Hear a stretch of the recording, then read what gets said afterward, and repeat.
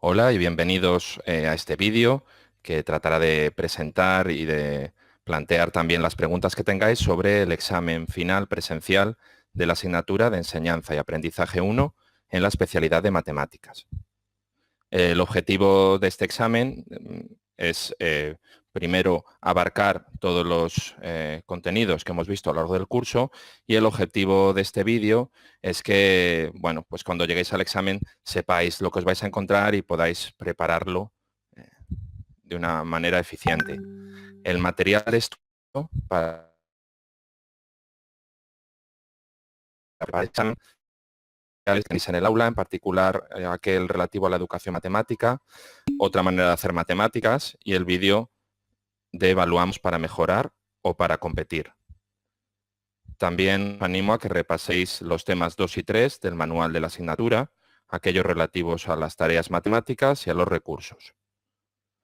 Por último, no dejéis de revisar y de preguntar todas las dudas que surjan en el estudio de los textos de lectura obligatoria de las unidades 2, 3, 4 y 7. Son aquellos que tratan sobre los modelos educativos, el alfabetismo matemático, la relación de la emoción con el aprendizaje de las matemáticas y las evaluaciones, en particular las pruebas PISA. En cuanto al examen, estará dividido en dos partes claramente diferenciadas. La primera parte es una prueba tipo test en la que siempre hay únicamente una respuesta correcta. Esto se calificará será un 50% de la nota. En cuanto a la segunda parte, constará de varias preguntas abiertas, que serán preguntas en las que deberéis redactar unas reflexiones relativas a lo que se ha visto a lo largo del curso.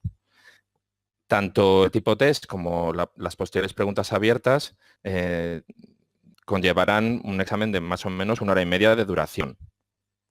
¿Qué ocurre en el caso del examen tipo test? Pues que vais a tener preguntas muy parecidas a las que ya habéis hecho en los controles o en el simulacro final, si es que también lo habéis hecho. No van a ser exactamente las mismas preguntas, pero sí que es cierto que al realizar las preguntas de los controles ya habéis tenido que buscar esa información y ahí ya sabéis cómo poder acceder a ella. Preguntas que hemos utilizado para responderlos también van a ser los mismos que los que tenéis que trabajar para el examen final. Os recomiendo que en la realización del examen tipo test no dediquéis más de 20 o 25 minutos para que os quede algo más de 1 hora para realizar las preguntas abiertas. Si os sobra tiempo en el test, tened cuidado que esto no vaya en detrimento de vuestra nota, porque habitualmente cuando habéis elegido ya una opción, esa suele ser la buena. La primera opción marcada suele ser la buena. En cuanto a las preguntas del test, van a ser 20 preguntas, cada acierto va a contabilizar con 0,25 puntos y cada fallo va a restar 0,125. Es decir, que cada 2 fallos se resta un acierto. Las respuestas sin contestar no puntúan. En cuanto a las preguntas abiertas, vais a tener 3 preguntas. De las 3 tenéis que elegir 2 para responder. Da igual cuál de las 2 elijáis, podéis conseguir la misma nota. De las 3, aunque son diferentes, podéis y tenéis que elegir 2. Cada respuesta va a ocupar como máximo una cara de un folio. Es decir, que hay que intentar ser sintéticos. Contáis con hojas a sucio para conseguirlo. Podéis escribir resúmenes, esquemas que yo no voy a tener en consideración. Luego, después de realizar los esquemas o el comienzo del texto que queréis hacer, o los dibujos que os sirvan para pensar qué es lo que vais a escribir, los pasáis a limpio en esas caras que vais a tener para las respuestas de estas preguntas abiertas. Hay que tener, como siempre, cuidado con la redacción y con las faltas de ortografía y tratar de responder solamente a 2 de las 3 preguntas. Si me respondéis a las 3, se elegirá para la nota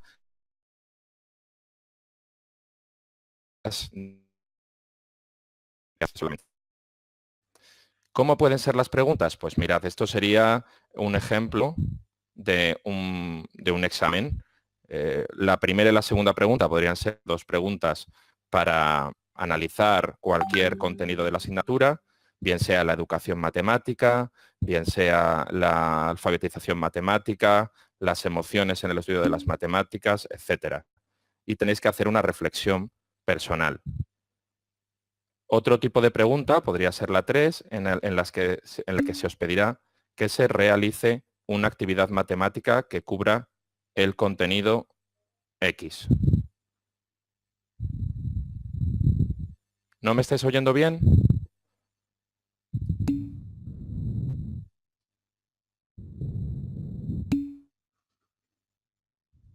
Vale, perdonad, Vanessa, ¿se corta a veces o continuamente? Entrecortado. Y esto os pasa a casi todos.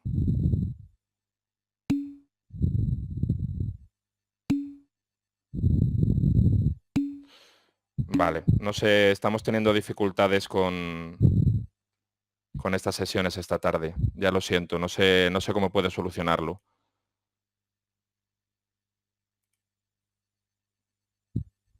Bueno, vamos a hacer una cosa. Como ya tengo la... ¿Me estáis oyendo, verdad?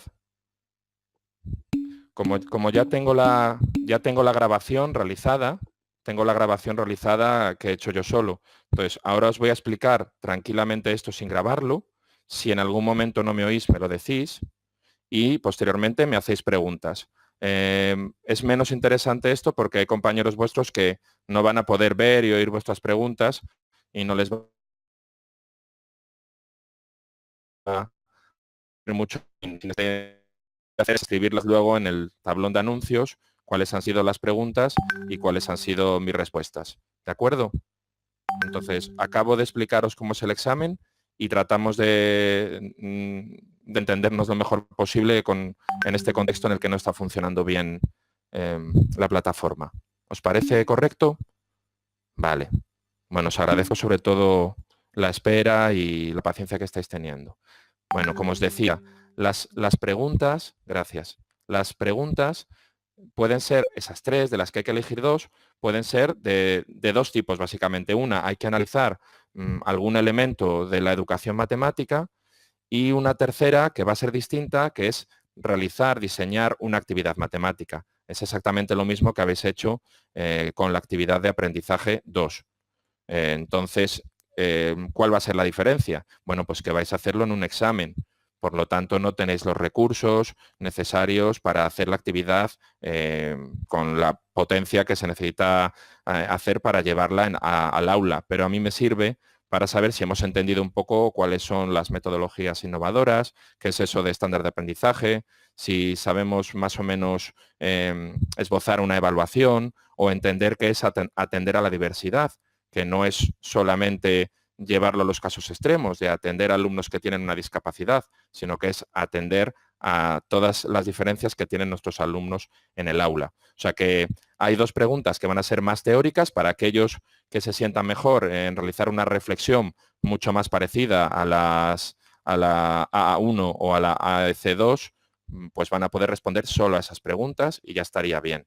Y aquellos que queráis realizar la pregunta más relacionada con el diseño de una actividad,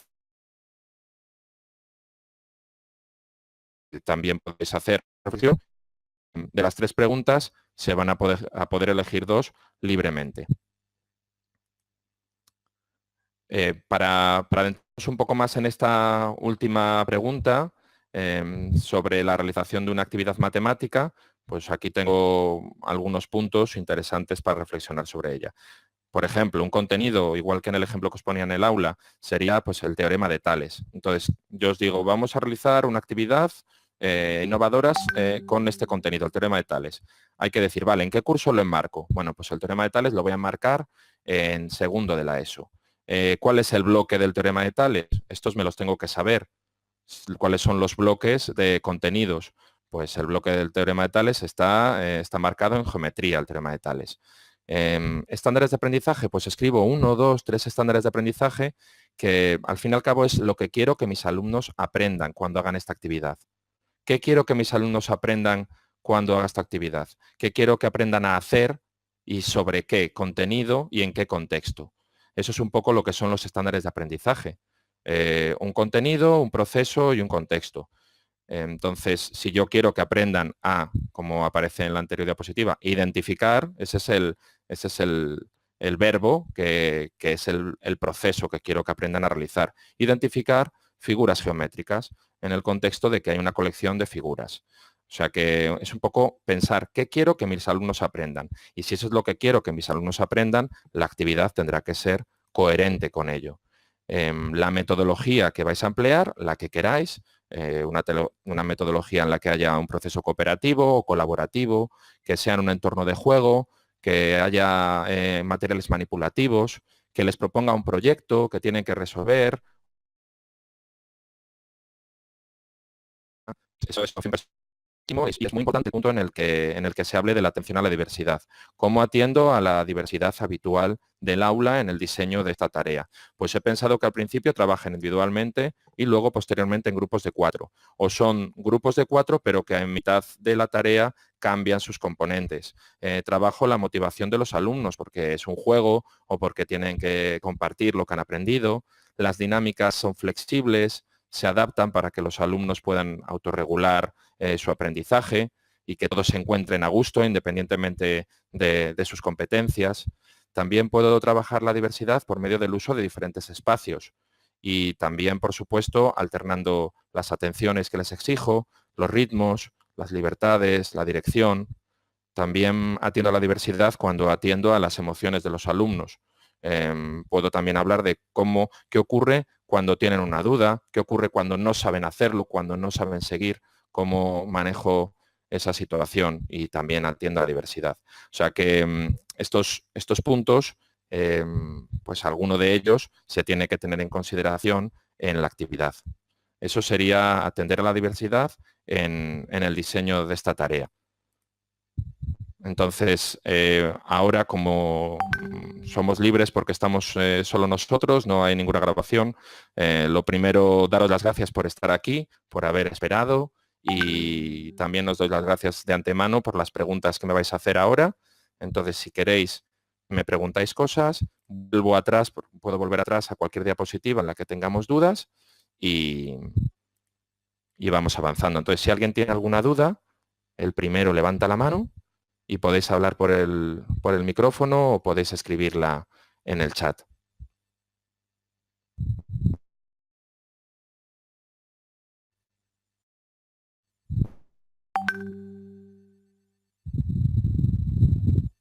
Venga, José Daniel, vamos allá. Vale. José Daniel va a escribir la duda.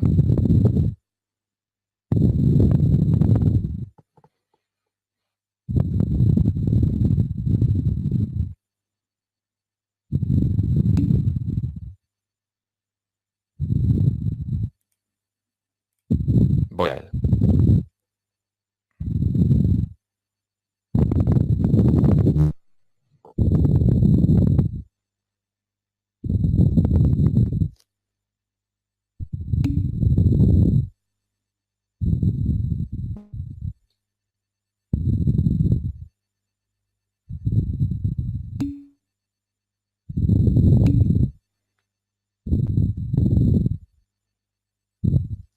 Muy bien, José Daniel.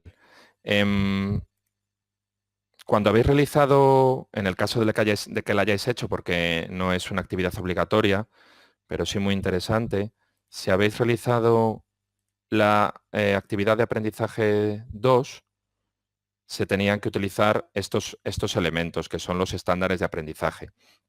Los estándares de aprendizaje es exactamente qué es lo que el alumno tiene, que aprender a lo largo de un curso en una asignatura determinada. En el caso de matemáticas, los estándares de aprendizaje versan sobre qué es lo que tiene que saber y saber hacer el alumno en los determinados bloques de los contenidos matemáticos de cada curso. Entonces, básicamente, estos estándares no os los tenéis que inventar nunca. Solamente tenéis que utilizarlos, tenéis que saber utilizarlos, saber dónde buscarlos, que están en el Real Decreto, tenéis un enlace en el tablón de anuncios de la asignatura. Entonces puedes revisar cómo son, qué pinta tienen estos estándares, que básicamente son siempre esto, un verbo, que es lo que quiero que el alumno aprenda a hacer, si quiero que aprenda a identificar, si quiero que aprenda a compartir, si quiero que aprenda a resolver algo, si quiero que aprenda a construir algo. Entonces, ¿qué es lo que quiero que aprenda a hacer? ¿Cuál es el verbo, el proceso? Y sobre qué contenido. ¿Qué quiero que identifique? ¿Los diferentes tipos de triángulos que hay o qué quiero que identifique? ¿Los diferentes tipos de organizaciones de personas, objetos que puede haber en diferentes combinaciones?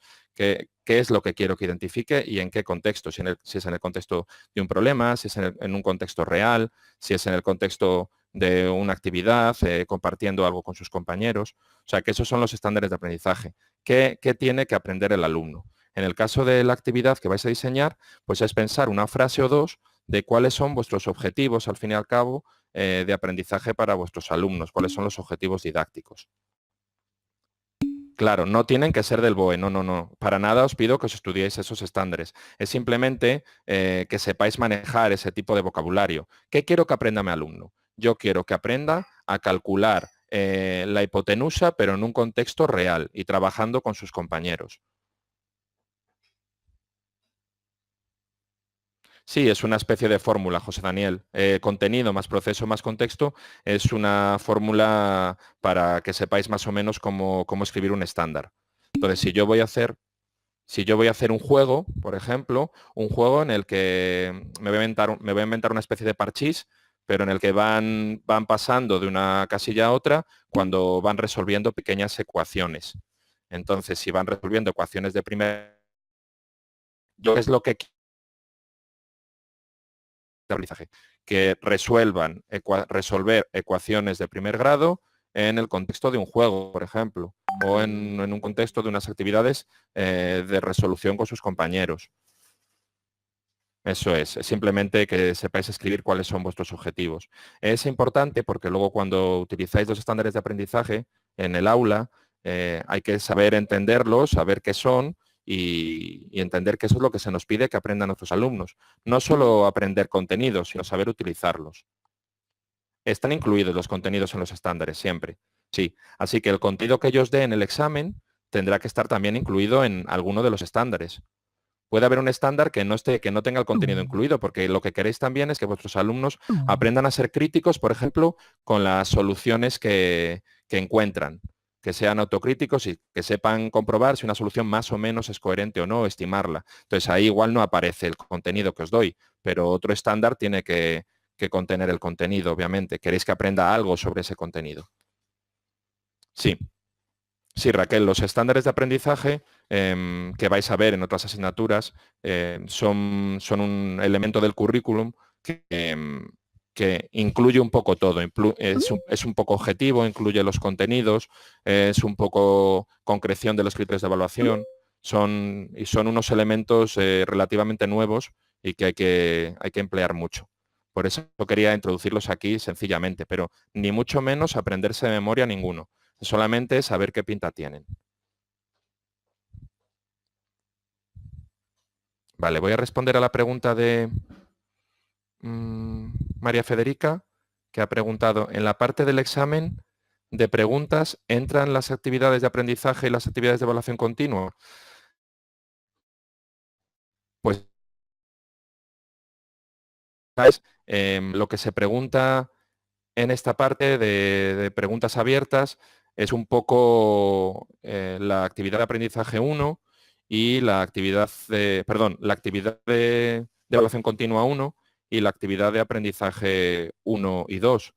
Entran en el sentido de que lo mismo que habéis tenido que trabajar para resolver esas actividades, lo vais a tener también, eso que habéis aprendido, lo vais a utilizar en estas preguntas. ¿Qué ocurre? Que al realizar una pregunta sobre una reflexión, sobre algún elemento de los que hemos visto, la emocionalidad, la alfabetización matemática, la educación matemática, la importancia de utilizar diferentes modelos o diferentes metodologías.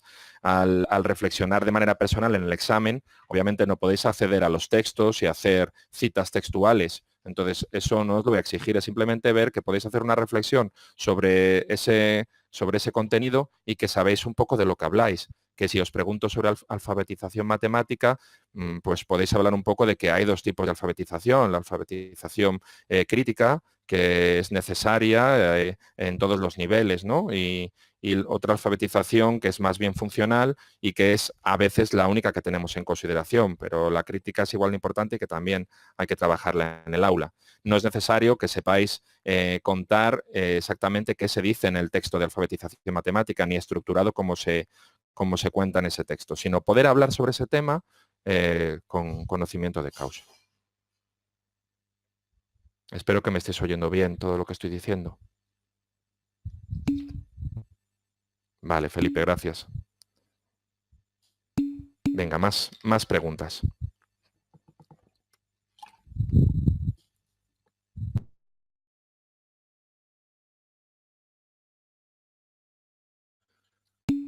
Vale, Rafael, si en algún momento os perdéis algo, dímelo y vuelvo a repetir, ¿de acuerdo?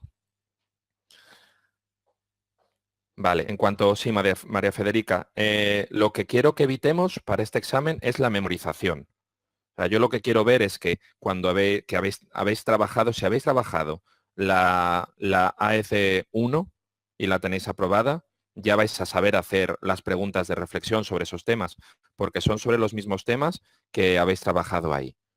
Obviamente no es porque haya citas textuales. Eso sí, si a alguien le ha gustado de cada texto o de cada tema, pues de las emociones, le ha gustado una frase en particular y esa la queréis aprender, por si acaso pregunto sobre lo afectivo, etcétera, pues podéis hacerlo. Pero no es necesario que hagáis un resumen memorístico de esos temas, sino conocer algunos de los conceptos. Entonces, una buena idea, que seguramente ya lo estáis haciendo, y sé que tú, María Federica, lo estás haciendo, es hacerse un esquema de los conceptos más importantes de cada uno de los textos que os he dicho que hay que estudiar. También de los vídeos. Los vídeos también van a ser preguntados y en los vídeos hay condensada información muy interesante. O sea, que no olvidéis estudiar también los vídeos que os he comentado, los videotutoriales.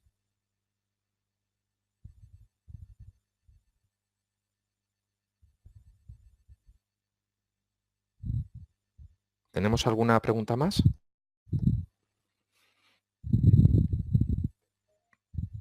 Vale, María Federica. Sí. Sí, en la unidad 7 aparece la lectura del capítulo 4, pero es opcional. Por eso no aparece de nuevo en el aula. Creo que ya me habías preguntado esto en algún foro. O sea que ese capítulo, el capítulo 4, no quiero que lo estudiéis, aunque sí que es muy interesante que lo leáis, pero no quiero que lo estudiéis para que no entre en discordancia con algunas cosas que habéis leído y estudiado sobre la evaluación en PISA. Porque hay cosas muy parecidas, claro, de diferentes autores, y no quiero que os perdáis en eso. O sea, que ese capítulo 4 y todos los capítulos que no se pregunten, por supuesto, los podéis leer y todo lo que sepáis va a formar parte de, bueno, pues de vuestra capacidad luego para reflexionar. O sea, que no hay ningún problema si queréis también estudiar ese capítulo. Pero yo no os voy a preguntar directamente sobre él. Los 3 puntos que comentaste del capítulo 4 no es materia de examen. Vale, Vanessa, perdón, no sé si entiendo la pregunta. Voy a ir a por ello. Vale, en cuanto a los temas del manual de la asignatura, si es lo que preguntas, los temas que quiero que reviséis para el examen son el 2 y el 3. El 2 y el 3. El 4, vale. El tema 4 del manual no es necesario que lo estudiéis, aunque sí que aparece en la guía docente, porque es un tema opcional que sí que me gustaría que leyeseis en la unidad 7, relacionado con la unidad 7, con la evaluación y con las competencias, pero no quiero, o sea, no es necesario que os estudiéis el capítulo 4 del manual. Sí que reviséis el 2 y el 3. Sobre todo el 2 es muy interesante entender esta realidad, que es que las actividades, las tareas que exigimos y que pedimos que hagan nuestros alumnos, pues tienen diferentes dificultades. Es necesario que las sobre tanto del tema 2 como del tema 3, en la parte del test aparecerán preguntas sobre ellos.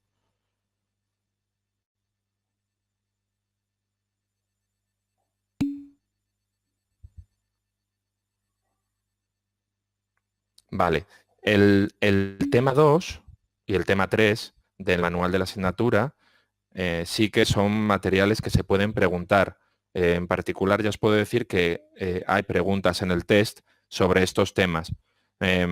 Simplemente quiero comprobar que conocéis cuáles son los recursos que tenemos a nuestra mano para trabajar con los alumnos, y del tema 2, entender que las tareas que pedimos que trabajen nuestros alumnos tienen diferentes niveles de complejidad y que tenemos que saber manejarlos, esos niveles de complejidad.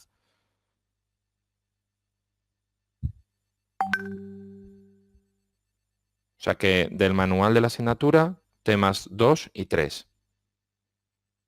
Rafael, ¿quieres hablar o escribes?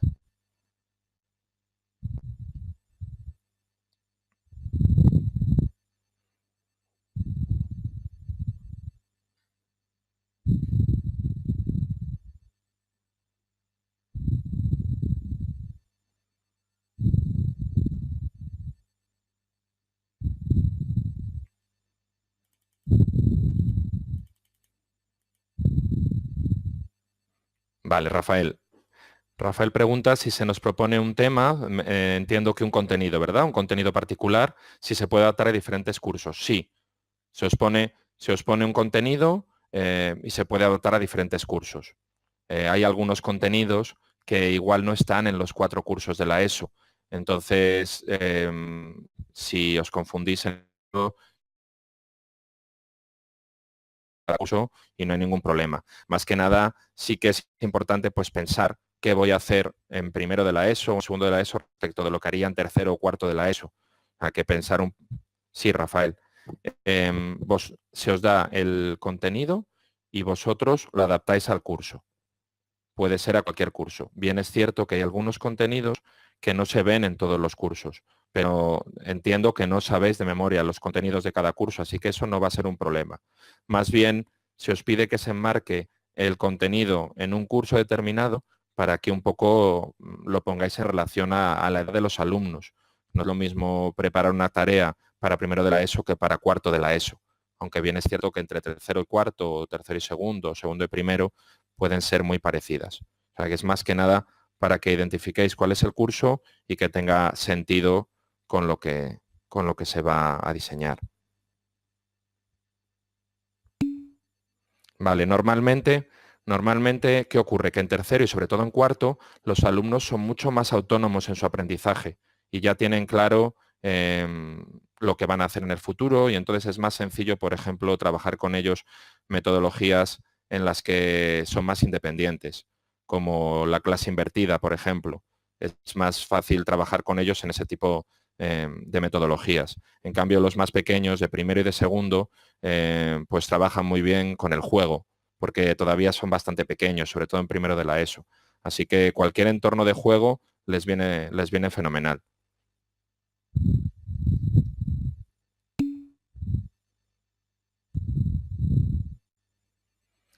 Cristina, los contenidos os los voy a dar yo, ¿vale? Yo os voy a decir cuál es el contenido que tenéis que utilizar para realizar la tarea, es lo que os voy a dar. Y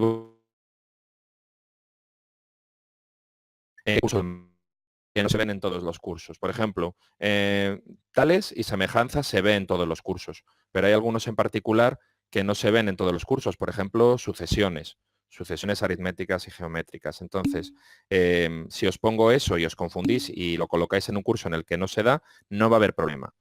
Más bien el curso es para entender que yo la metodología que voy a desarrollar tiene que estar un poco adecuada a ese curso.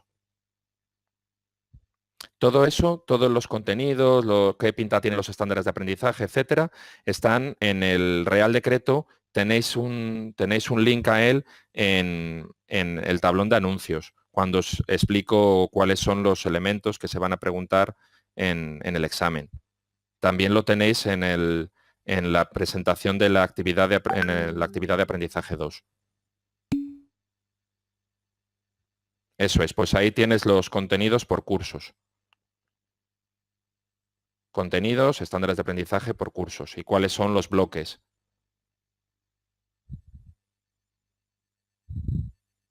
Pero nada, Cristina, nada de aprenderse de memoria eso, porque esos son unos materiales que siempre podéis consultar. El Real Decreto o los decretos autonómicos luego los podéis consultar siempre que sea necesario. Entonces, no, yo no quiero que os aprendáis eso de memoria, ¿vale? No hay que aprenderse eso de memoria, no hay ningún estrés con eso. Es solamente que tenga sentido lo que voy a diseñar con el curso en el que lo hago.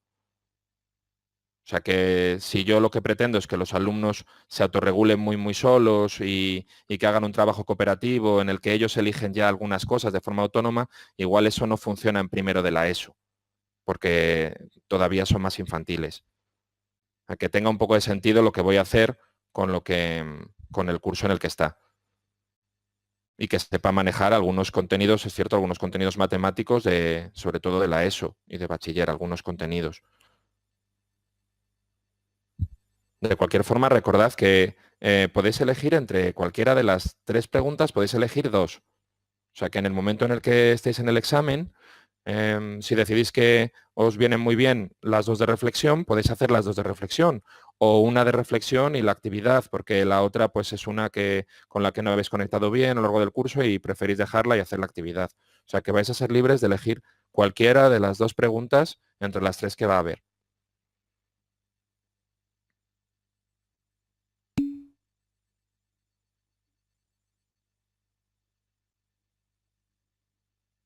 Las de reflexión van a ser sobre las unidades 2, 3, 4 o 7. 2, 3, 4 o 7.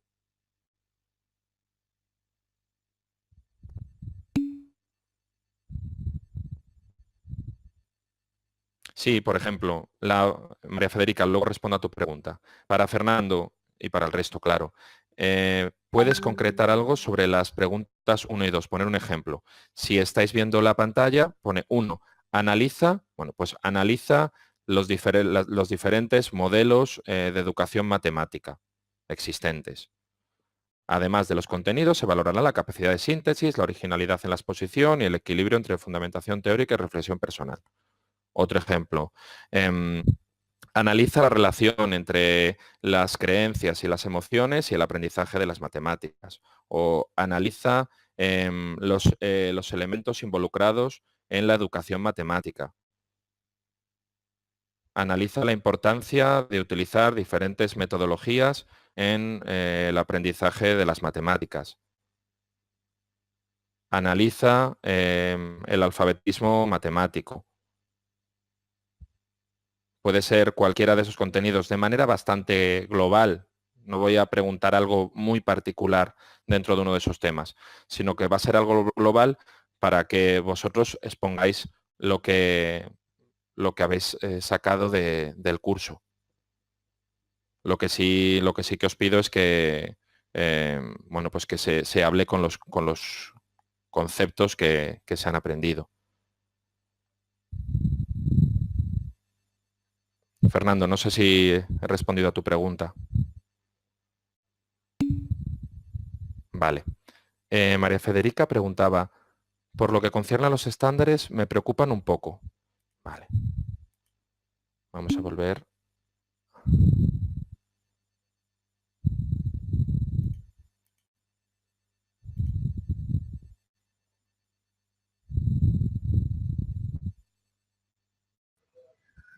Hola. ¿Hola?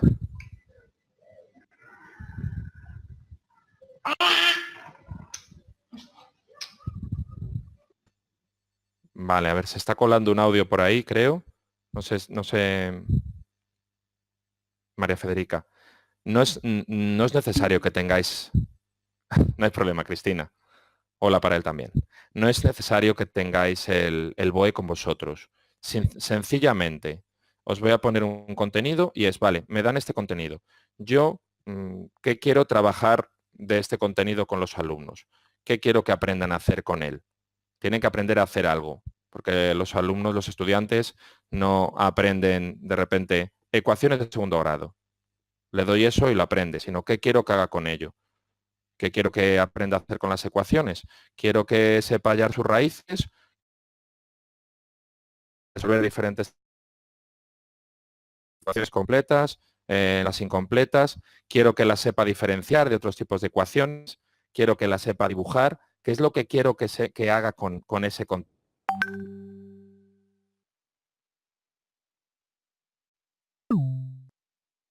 Con ese contenido. Y después de eso, pues ya decido cómo va a ser la actividad. O al revés, igual se me ocurre primero un juego, por ejemplo, para las ecuaciones de segundo grado y luego ya escribo qué es lo que quiero que aprenda. Pero tiene que haber pues unos procesos en ese aprendizaje que quiero que identifique, quiero que sepa explicar, quiero que sepa resolver, quiero que sepa organizar, quiero que sepa, ¿no? O sea, hay que pensar cuáles son las acciones que le voy a exigir al alumno que realice. Es solo eso, pensar qué es lo que quiero que aprenda el alumno respecto a este contenido. Una o dos frases, son como los objetivos que tienes con la... ¿Qué es lo que quieres que aprenda? Es eso, el estándar de aprendizaje. Entonces, no es necesario que ni te lo sepas de memoria, ni que los extraigas en ese momento del BOE, solamente escribir una o dos frases sobre cuáles son tus motivaciones y tus objetivos didácticos para con la actividad y los alumnos.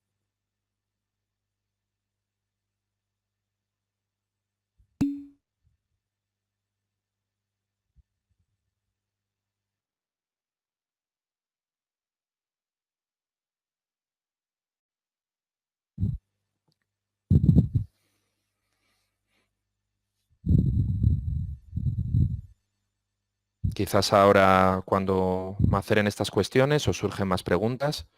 En el caso de que así sea, os ponéis en contacto conmigo, preguntamos en los foros, tenéis siempre las opciones de las tutorías, el mail, cualquier medio que os resulte oportuno, podéis utilizarlo. Yo os animo a hacerlo y cualquier cosa que surja, vais preguntando. Sobre todo, tened la seguridad de que si habéis seguido el curso, habéis hecho todas las actividades, el examen no va a ser más complicado que lo que ya habéis hecho, simplemente una especie de resumen de lo que hemos visto y ser capaz pues, de hablar de un tema tranquilamente empleando los conceptos que habéis aprendido, que no tienen que ser ni mucho menos los conceptos más enrevesados ni rebuscados, los conceptos más sencillos y que se note que habéis entendido bueno, pues algunas de las cosas que hemos trabajado. Recordad que para evitar esa ansiedad vais a poder elegir entre 3 preguntas 2 y que además el test va a ser muy similar a los test que ya habéis hecho. Entonces yo os animo que hagáis todos los controles, aunque los aprobéis, os saquéis buena nota, que hagáis todos los controles porque de esa manera os aparecen todos los tipos de preguntas.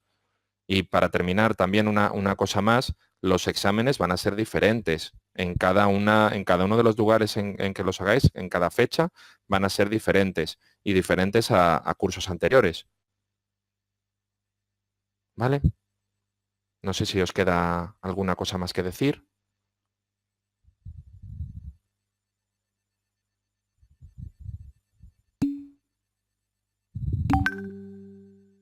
Gracias a ti, José Daniel. Bueno, si os ocurre alguna duda más, vale. Rafael, ¿tienes alguna pregunta? Vamos a por ella. Sí, Rafael.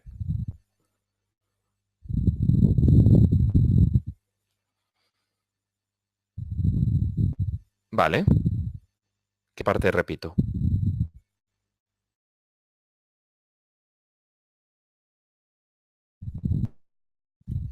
Sí, ¿dónde te he perdido, Rafael?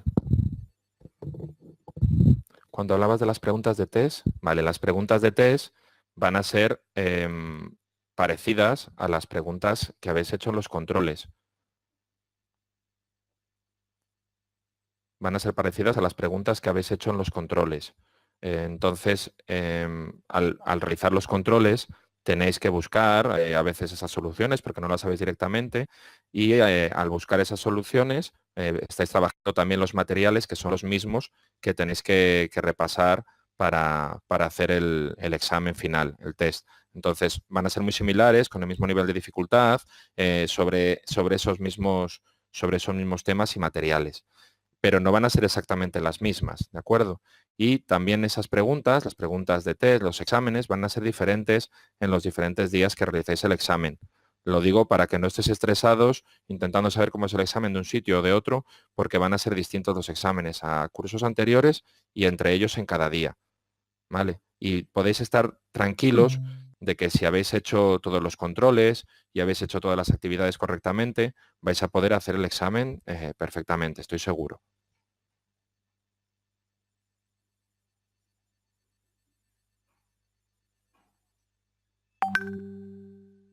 Recordad también, Rafael, que los vídeos son indispensables para el estudio del examen.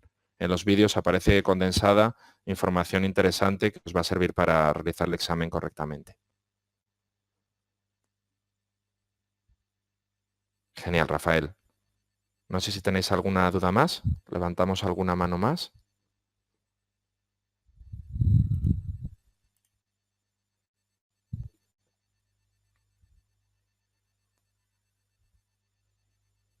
De acuerdo. Bueno, pues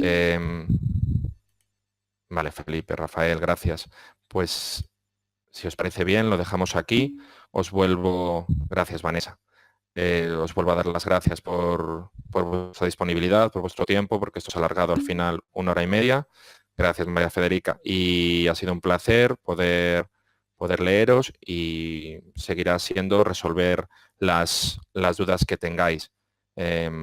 Si ya que estamos aquí, no sé si María Federica tiene una duda que iba a responder ahora por correo. No sé si quieres que la comentemos, María Federica. Podemos hablar si te quieres quedar en la sesión y podemos resolver esas dudas. Perfecto. Vale, entonces voy a hablar con María Federica. Muchas gracias, Cristina. Si alguien se quiere quedar y escuchar, no sé si a María Federica le importa, voy a resolver algunas dudas sobre los modelos de enseñanza. Genial. Si te parece bien, María Federica, no sé si quieres escribir o poner el audio activo y así igual estamos un poco más libres. Vale, Vanessa.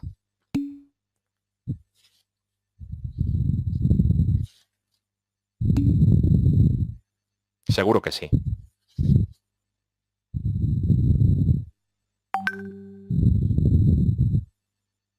Vale, pues si quieres, María Federica, puedes preguntarlo, no sé si hablar o escribir, lo que quieras.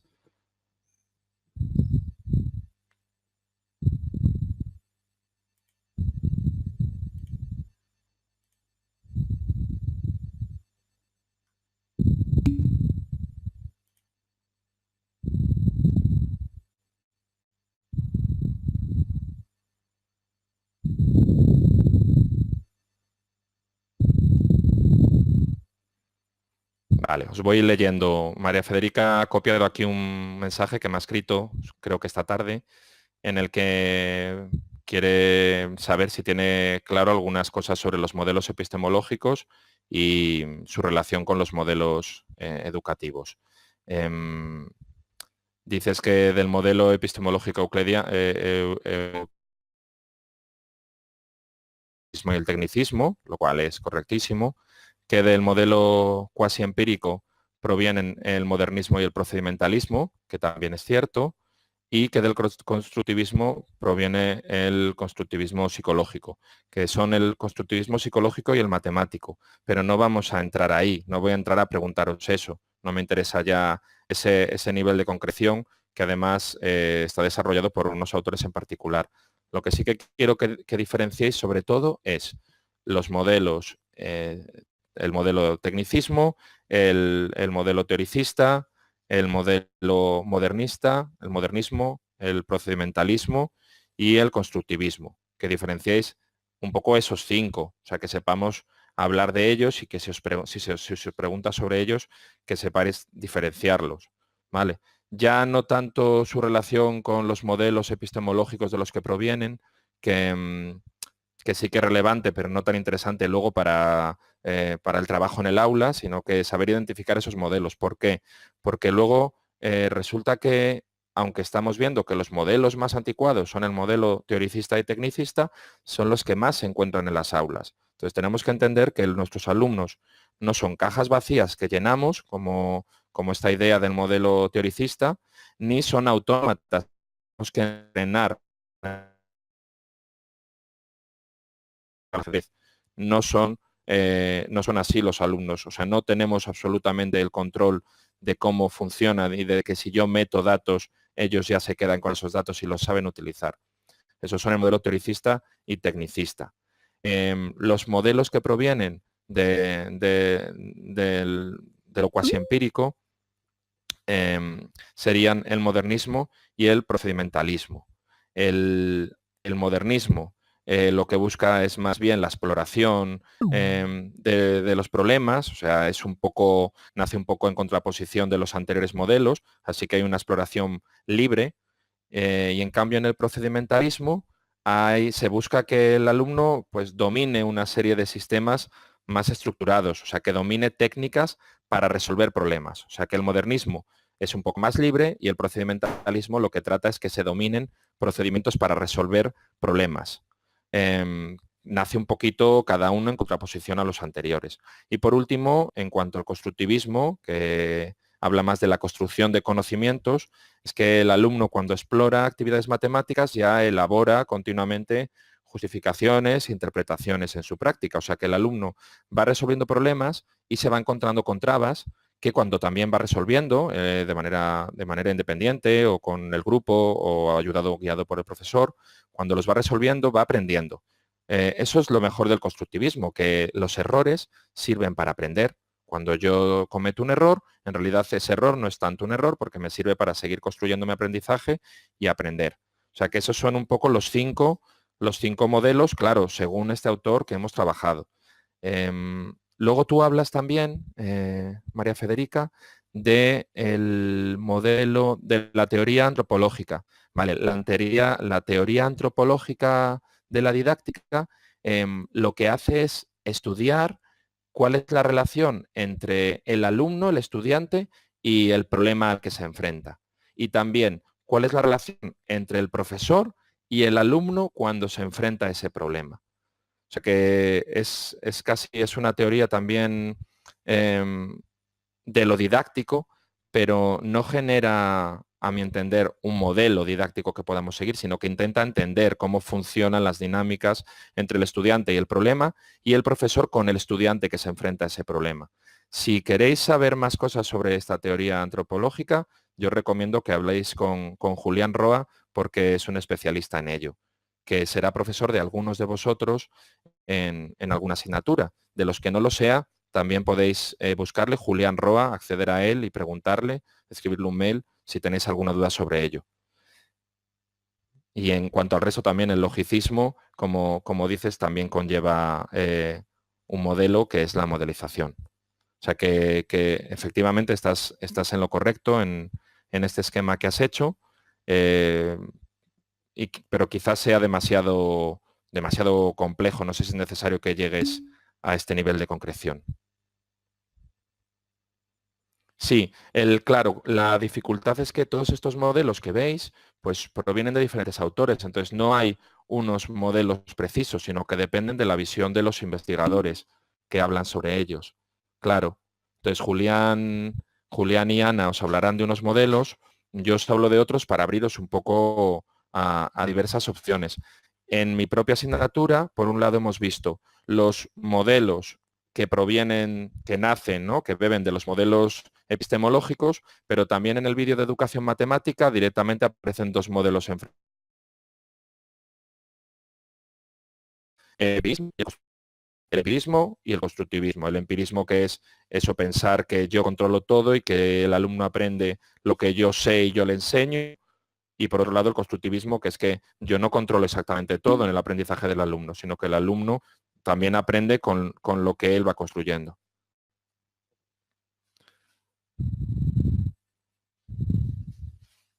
María Federica, sí, podríamos decir que sí, que a partir del modelo epistemológico del logicismo se puede generarse la modelización.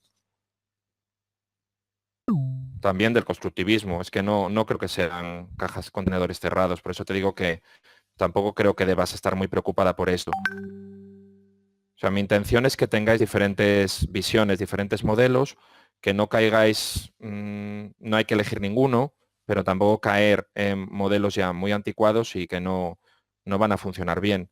Y que a veces son como más sencillos porque son más simplistas, pero no es más sencillo luego el trabajo de ellos en el aula. También os he hablado en el vídeo de otra manera de hacer matemáticas, os he hablado de modelos más genéricos que no son puramente matemáticos, modelos para trabajar con los alumnos, modelos de enseñanza. Esos son otros modelos para pensar también qué es lo que podemos trabajar en el aula. O sea que no todo tiene que ser yo expongo y ellos escuchan, yo les explico, ellos aprenden, yo les digo lo que tienen que hacer las actividades y ellos las hacen, sino que también pueden enseñar, pueden trabajar en grupo, pueden realizar argumentaciones, pueden ponerse en el papel de otra persona, en otro trabajo, en otro contexto, ¿vale? O sea que hay diferentes modelos según diferentes clasificaciones. Entonces la idea es simplemente que tengáis diversidad y que conozcáis algunos de ellos y que cuando accedáis a contenido, cuando accedáis en diferentes lugares a trabajar con diferentes materiales, pues que se aparece alguno de estos modelos, que sepáis de lo que se está hablando. No sé si he respondido a tus preguntas, María Federica.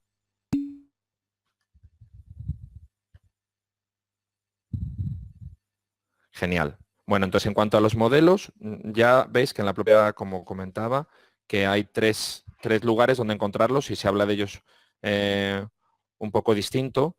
Uno muy claro es en el vídeo de educación matemática, que nos habla del empirismo. El empirismo así entendido como que engloba el modernismo, el procedimentalismo y un poco casi los anteriores, ¿vale?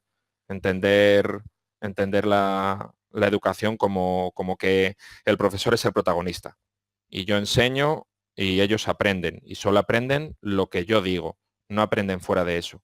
Eso es un poco el empirismo simplificado.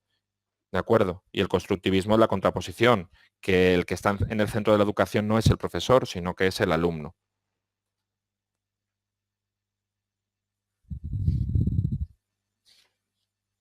No sé si os surge alguna duda o alguna reflexión sobre esto que hemos hablado.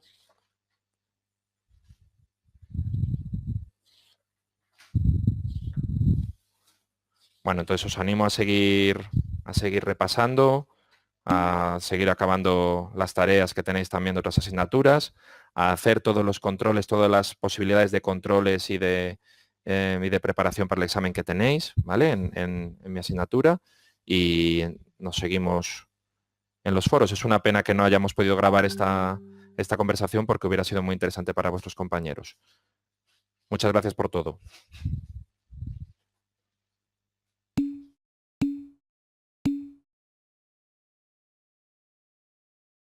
Isabel, las posibilidades de los controles. Tenéis 2 para cada uno de ellos.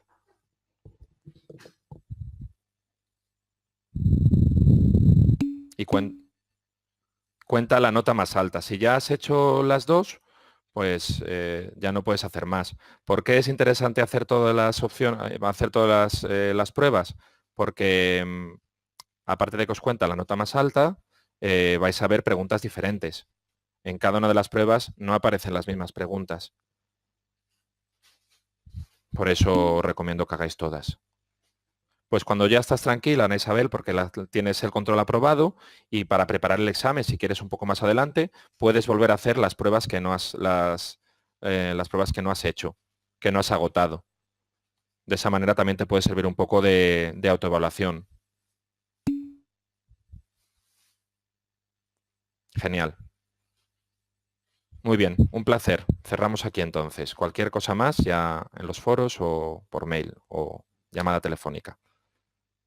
Muchas gracias.